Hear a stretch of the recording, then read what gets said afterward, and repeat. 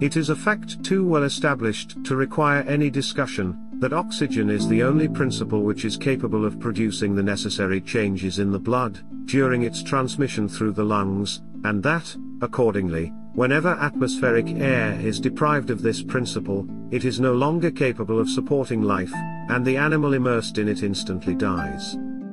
One of the most tragic real-world examples of this physical law occurred in India 1756.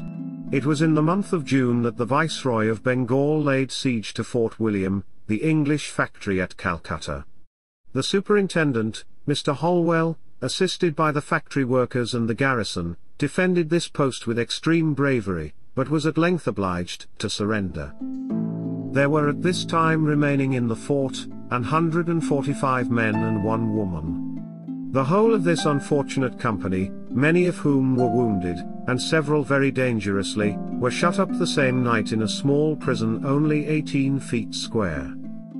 This prison, which is now better known in England by the name of the Black Hole, was enclosed by strong walls, and had only 2 small windows at one end, secured by iron grates. In this confined situation, which allowed only a space of about 18 square inches to each individual, the heat and want of fresh air soon excited the most horrible effects. The prisoners, in a state of despair, began by attempting to force open the door, but in this they were unsuccessful. Mr. Holwell, who was placed near one of the windows, was more at his ease than the rest, and was consequently more cool and tranquil, and he recommended his companions to be quiet and orderly, and not to exhaust their strength by useless efforts. This advice produced some little calm, interrupted, however, by the groans of the wounded and the dying. The heat increased every moment. Mr. Holwell recommended them to strip off their clothes, as a means of acquiring more space. This was accordingly done, but with no great relief. They attempted to improve this by fanning the air with their hats, but even this was too painful a task for men who were worn out by the fatigue of the siege, and the heat of this dungeon. Another of the company was for their kneeling down, that they might have more air. They all readily agreed to do this, and to rise together in order to avoid confusion. This was done several times, but every time the signal was given to rise, the number of those who had strength enough to obey diminished.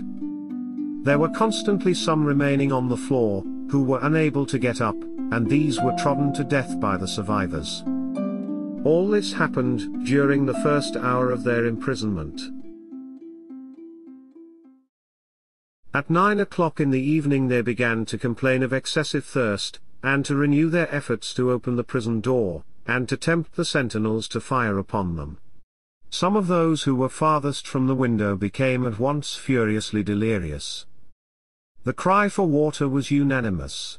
The guards brought water, and Holwell and 2 of his wounded friends received it at the window in their hats, and were going to pass it on to the rest, but so eager and tumultuous were the efforts of the crowd to get at this water, that Holwell's 2 friends were suffocated. The water was spilt, and Holwell saw himself surrounded with dead bodies, who had either been crushed to death, or died for want of fresh air.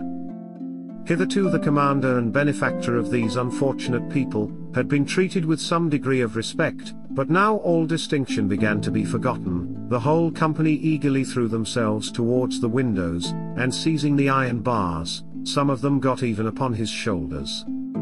He was so borne down by this enormous weight, as to be deprived of all power of motion. He implored the pity of those who were upon his head and his shoulders, and requested them to let him go and die at the bottom of the prison. This request was readily complied with. Everyone was desirous of succeeding to his place, and without much difficulty he reached the farther end of the dungeon.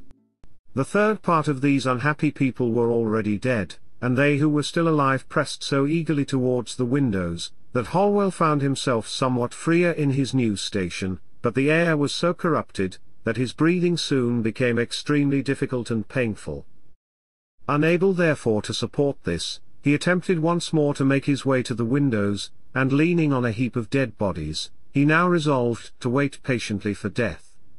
In this situation he remained about 10 minutes, and then he experienced such a pain of the breast, and so violent a palpitation of the heart, that he was obliged to make one more attempt towards getting a less fatal air. There were 5 rows of his companions between himself and the window. His despair carried him through 4 of these. The palpitation of his heart now began to abate, but he felt inexpressible thirst, and cried out for water, but the water seemed to increase instead of alleviating his thirst. He therefore resolved to drink no more, and rather chose to suck the moisture from his shirt, which seemed to afford him some relief. A young man quite naked, who stood before him, eagerly seized the sleeve of his shirt, and for some moments deprived him of this salutary refreshment. It was not yet midnight. The small number of those who were left, were transported to the greatest excess of rage and despair. They all called aloud for air, because the water that had been brought to them afforded no relief. Soon after this the noise suddenly ceased.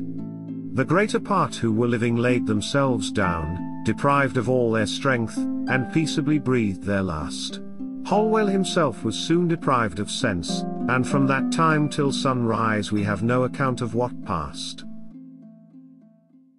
One of those who remained alive, at 5 in the morning, drew forth Holwell from the heap of dead, and found in him some signs of life. About that time the Viceroy inquired whether he was still alive. He was told, that if the door was immediately opened, it would, perhaps, be possible to recover him, and orders were accordingly given for this purpose. But the door of the prison opened inwards, and they who were within it, and living, were deprived of all their strength, so that more than 20 minutes elapsed before the dead bodies were removed, which prevented the door from being opened. At 6:15 o'clock, there came out of this melancholy dungeon 23 persons, the remains of the 146 who had entered it on the preceding evening. Upon the events thus related we have to remark, that no advice could be more judicious than that given by Holwell to his companions in the early part of their imprisonment, to be quiet and orderly, and not to exhaust their strength by useless efforts. It has been satisfactorily established by physiological researches, that the demand for oxygen, in an animal body, will be in proportion to its expenditure by muscular exertions. Whenever, therefore, circumstances may render a supply of air deficient, we shall best economize that which we possess by perfect quiet.